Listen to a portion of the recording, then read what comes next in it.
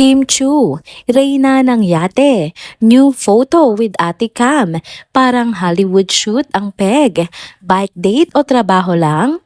Kim Pao fans, kinilig sa cycling BTS photo ni na Kim Chu at Paolo Avellino. Binayarang bashers laban sa Kim Pao, may revelasyon. Tara, kwentuhan muli tayo.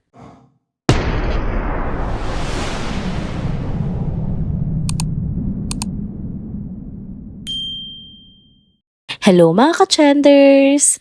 Welcome back muli sa ating channel. Kung bago pa lamang kayo dito, huwag na kalimutang mag-like, mag-subscribe at i-hit na rin ang bell notification para lagi kayong updated sa mga balitang trending at napapanahon.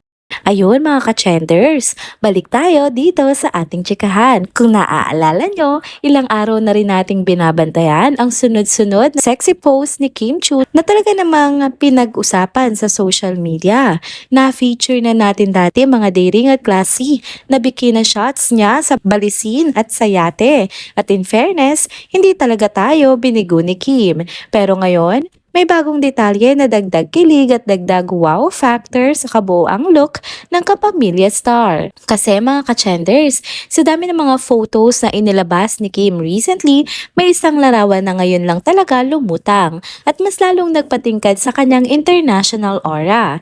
Ito yung picture kung saan kasama niya nga ang kapatid niyang si Ate Cam o sila Cam habang nasa harap sila ng yate.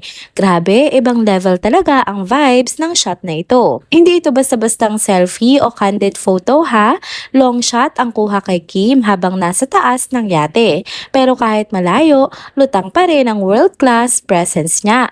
Parang may kasamang photoshoot ang magkapatid. Si Ate Cam sa baba, si Kim naman sa itaas na parang reyna ng yate. Parang sinasabi ng eksena, move over Hollywood, andito na ang Chu sisters. At hindi lang basta pose ang ibinida ni Kim. Suot niya ang dark shades na talaga naman nagbigay ng international feel. Yung tipong pasok sa aesthetic ng Kardashians. Tapos ang hair niya, nakalugay lang daw humahampas sa hangin habang lantad ang broad shoulders at ang super toned na katawan niya. Napaisip tuloy ang marami. Kung hindi mo siya kilala, baka mapagkamalan mo siyang isang top paid model o Hollywood actress. Kung dati sobrang proud na tayo sa mga naunang shots niya sa balisin at sa yate, mas tumitindi pa ngayon dahil sa angulo at execution nitong bagong photo. Mamahalin ang dating, sophisticated ang aura at natural-natural ang ganda. Lalong nagpatunay na hindi lang basta sexy si Kim, kundi class na class. At syempre, todo suporta pa rin ang Kim Pao fans. Pinusuan nila ang pa-birthday post ni Kim sa IG at hindi rin nagpahuli sa pang-comment at pag-share ng mga photos. Lahat sila proud na proud sa transformation at confidence ni Kim. Hindi nila siya simpleng actress ngayon, kundi isa na siyang visual representation ng Pinay Power meets International Glam. Kaya kung sa una nating usapan ay binigyan pansin natin ng classy bikini shots ni Kim, ngayon mas lalong buo ang picture, literally and figuratively, dahil may kasamang family vibe at feminine strength sa presensya ng kanyang kapatid. Iba rin talaga pag two sisters ang magpakitang gilas, effortless at power duo ang dating. Sino ba naman ang hindi mapapahanga, diba ka-trenders? Next topic naman tayo mga ka-trenders. So ayun na nga, nag-upload si Kim Chu ng isang behind the scenes selfie sa kanyang Instagram. Kasama pa rin si Paolo Avellino habang naka-cycling gear pareho. At kung hindi mo alam ang context, iisipin mong nag-bike date lang talaga sila. Pero hindi, kuha nga ito mula sa shoot ng bagong halo-halo advertisement ng isang sikat na fast food chain na silang dalawa mismo ang endorsers. Oo, endorsement nga raw.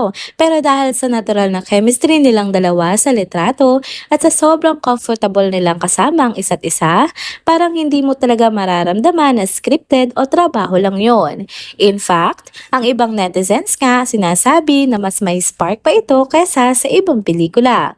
Pero ang pinakaumagaw ng pansin, comment ng isang Instagram user na si Erwan.only, sabi niya, kung bike, bike lang, di magdet-det.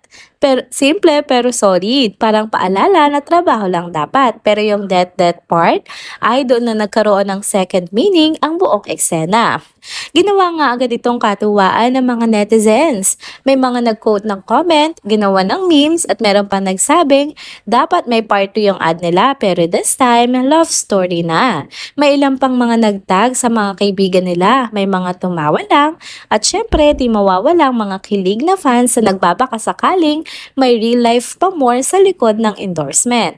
At kung babalikan mo yung buong campaign, strategic din talaga ang atake ng fast food brand kasi hindi lang nila binenta ang halo-halo. Binenta rin nila ang halo-halo ng kilig at chismis na dala ng tambalang Kimpao. Smart move yon dahil grabe ang engagement ng mga fans. From the official release ng ad hanggang sa mga behind the scenes tulad ng biking photo na ito, talagang sabog ang reactions. At syempre, kung si Kim at si Paolo nga ang magkasama, hindi pwedeng walang masayang interaction. Kahit sa simpleng caption ni Kim sa post nang yon, ramdam mo yung saya at kaan ng loob niya. At kahit nasa gitna nga sila ng trabaho, may mga sandaling parang hindi mo na alam kung acting pa ba o totoong bonding na lang talaga.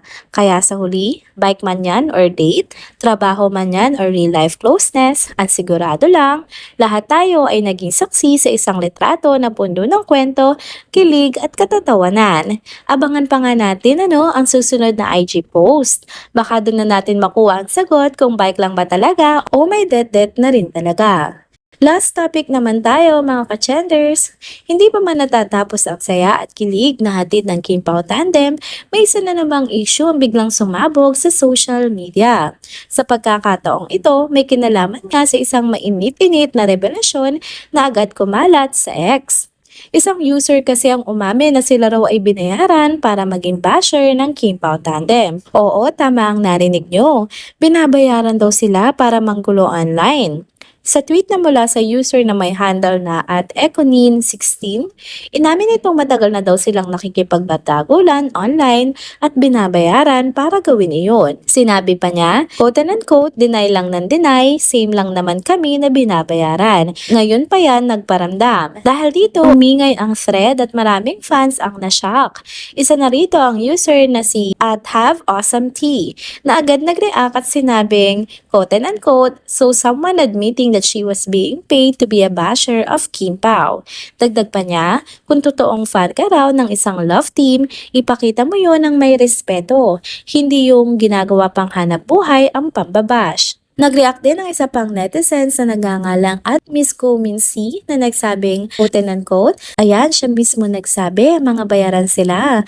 Aminado siya, kaya naman ayan, ginawa na hanap buhay ang pagiging basher.